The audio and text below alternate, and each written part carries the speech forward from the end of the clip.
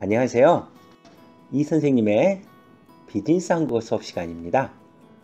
오늘은 여러분들과 함께 손, 발과 관련된 관용 표현, 그리고 문장, 또 아이디어 회의와 관련된 대화문까지 한번 배워보도록 하겠습니다. 한국어를 공부하다 보면 이 관용 표현이라는 게 있는데 굉장히 어렵죠. 그래서 오늘은 손, 발과 관련된 관용 표현 7개, 그리고 그 관용 표현이 사용된 문장 7개, 그리고 대화문 공부해 보도록 하겠습니다. 먼저 손, 발과 관련된 관용 표현을 공부하겠습니다. 제일 먼저 손이 크다 인데요. 손이 크다라고 하는 거는요, 씀씀이가 후하고 크다 이런 뜻인데요. 이런 사람은요, 어떤 물건을 살 때도 아주 많이 사고, 또 음식을 할 때도 한 번에 아주 많이 하는 그런 사람에게 손이 크다라고 이야기합니다. 쉽게 생각하면 손이 커서 무엇을 집든지 아주 많이 집을 수 있다라고 생각하면 쉽게 이해가 될 거예요. 손이 크다. 다음은 손에 땀을 쥐다 라는 표현인데요. 손에 여러분들 땀이 나본 적 있으시죠? 이거는요, 손에 땀이 많이 나서 손에 땀을 쥘 정도다 라는 표현이라서요, 보통 아슬아슬하고 마음이 아주 조마조마한, 그래서 몹시 긴장이 되는 그러한 상태를 손에 땀을 쥐다 라고 표현을 해요. 보통 아주 재미있는 영화를 보거나 혹은 아주 흥미진진한 운동 경기를 볼 때 손에 땀을 쥐다 라고 이야기합니다. 다음은 손발이 맞다. 손발이 맞다라는 거는요, 함께 일을 하는데 여러 사람 혹은 두 사람의 마음이나 의견, 행동 따위가 서로 잘 맞는다 할 때 손발이 맞다 라고 이야기합니다. 그래서 나와 손발이 맞는 사람들과 같이 일을 하게 되면 일을 조금 쉽게 할 수 있죠. 다음은 발 뻗고 자다 혹은 다리를 뻗고 자다 라는 표현인데요. 이거는 아주 힘들고 어려운 일에서 벗어나서 이제 완전히 마음을 놓고 편안한 상태가 되다, 이런 의미입니다. 잘 때 아주 마음 편하게 잘 수 있다, 이런 뜻인데요. 발 뻗고 자다 혹은 발 펴고 자다 라고도 하고요, 다리를 뻗고 자다 라고도 합니다. 다음은 발 벗고 나서다 인데요. 발 벗고 나서다 라는 뜻은요, 어떤 일을 할 때 아주 적극적으로 한다, 이런 뜻입니다. 발 벗고 나서다. 다음은 발이 넓다. 이 말은요, 아는 사람이 아주 많다, 이런 뜻이에요. 그래서 아는 사람이 많아서 활동하는 범위가 넓은 사람을 말할 때 우리가 아주 발이 넓은 사람이다, 이렇게 이야기합니다. 다음은 발등에 불이 떨어지다 인데요. 자, 여러분 발 위에 만약에 불이 떨어진다 라고 생각을 해보세요. 아주 급하겠죠? 그래서 발등에 불이 떨어지다 라는 거는요, 어떤 일 같은 것들이 아주 급하게 다가왔을 때 우리가 발등에 불이 떨어지다, 내일까지 프로젝트가 마감이다, 혹은 내일 중요한 시험이다, 근데 아직 준비를 못했다 했을 때 이제 발등에 불이 떨어져서 빨리 준비를 해야 돼, 이런 식으로 표현을 합니다. 자, 손과 발에 관련된 관용 표현 7가지 공부해 보았습니다. 다음은 앞에서 배운 관용 표현을 사용해서 문장을 공부해 보도록 하겠습니다.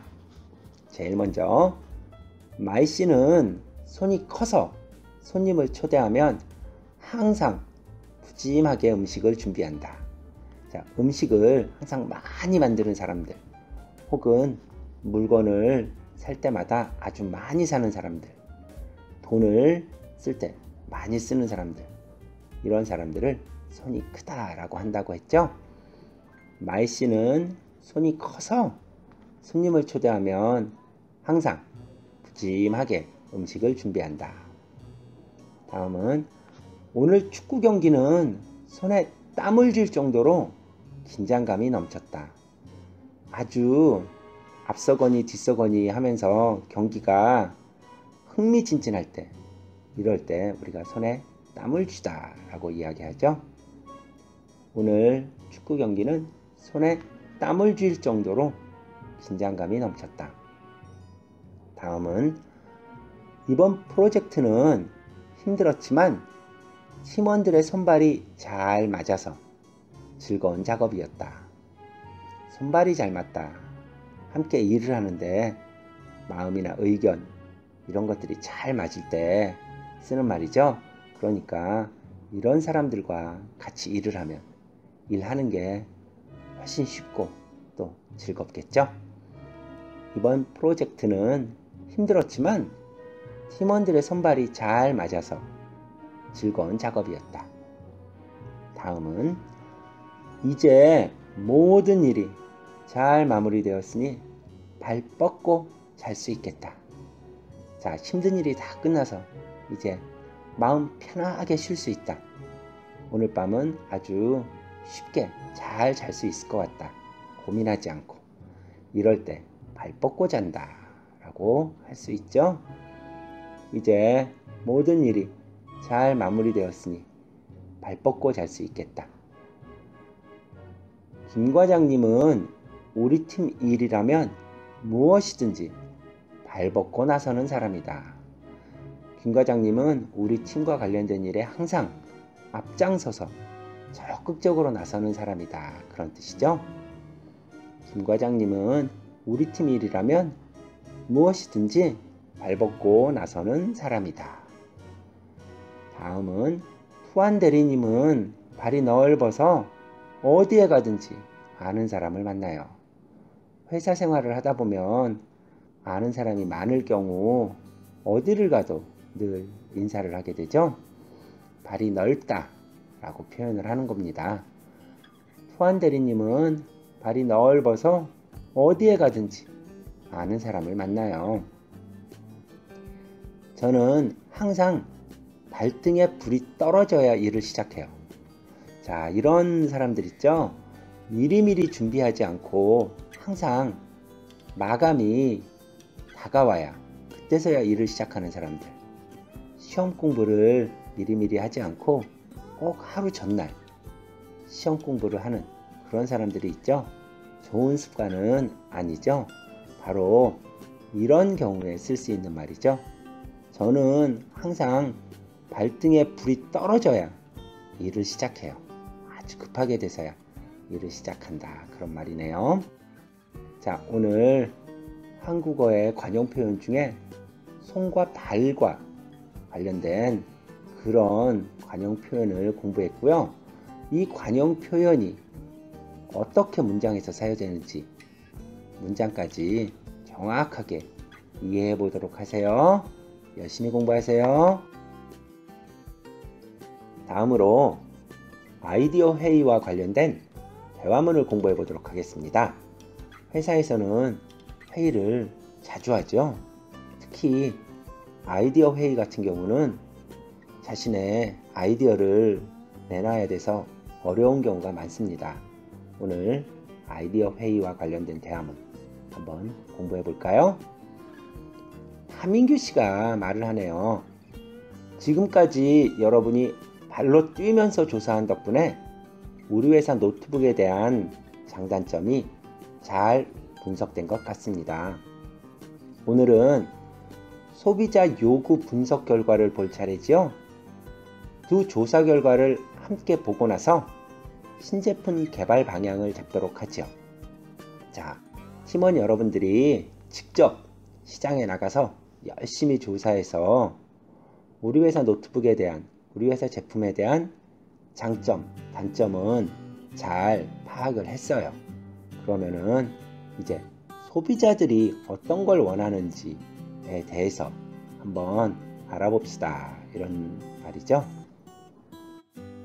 지금까지 여러분이 발로 뛰면서 조사한 덕분에 우리 회사 노트북에 대한 장단점이 잘 분석된 것 같습니다. 오늘은 소비자 요구 분석 결과를 볼 차례지요. 두 조사 결과를 함께 보고 나서 신제품 개발 방향을 잡도록 하죠. 토한 씨가 이야기합니다. 네, 향후 6개월 내 노트북 구매 의사가 있는 잠재 소비자 1000명을 대상으로 설문조사를 실시했습니다. 그 결과를 분석해 봤더니 잠재 소비자들이 노트북 구입 시 무게를 가장 중요하게 생각하는 것으로 나타났습니다. 이번 신제품도 무게를 혁신적으로 줄이는 것에 초점을 맞춰야 한다고 생각합니다. 앞으로 6개월 이내에 노트북을 사려는 그러한 마음이 있는 소비자들을 대상으로 조사를 했다. 이렇게 이야기했어요.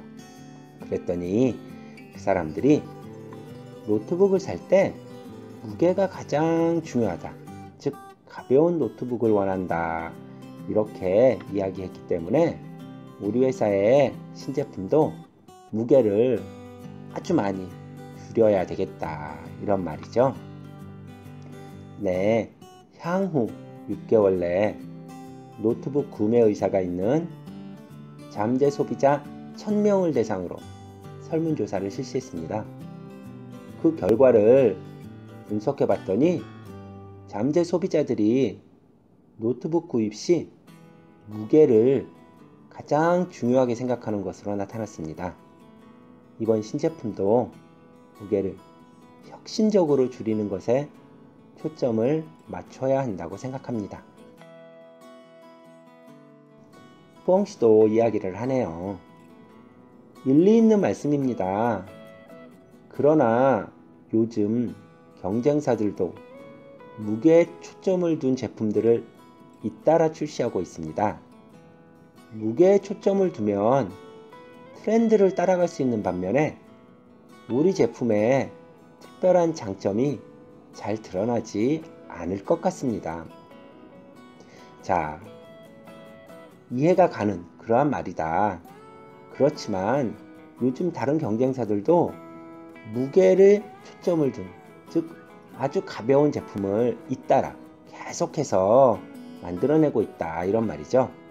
그래서 우리도 거기에만 초점을 둔다면 별로 우리 제품의 장점이 잘 나타나지 않을 수 있다. 이렇게 이야기한 거죠. 일리 있는 말씀입니다. 그러나 요즘 경쟁사들도 무게에 초점을 둔 제품들을 잇따라 출시하고 있습니다. 무게에 초점을 두면 트렌드를 따라갈 수 있는 반면에 우리 제품의 특별한 장점이 잘 드러나지 않을 것 같습니다. 이번에는 최윤지 씨가 이야기하네요. 무게를 줄여야 한다는 데에는 동의합니다. 우리 제품 구입을 고려하는 소비자들에게 무엇 때문에 구매를 망설이느냐고 물었더니 무게 때문이라는 응답이 가장 많았습니다.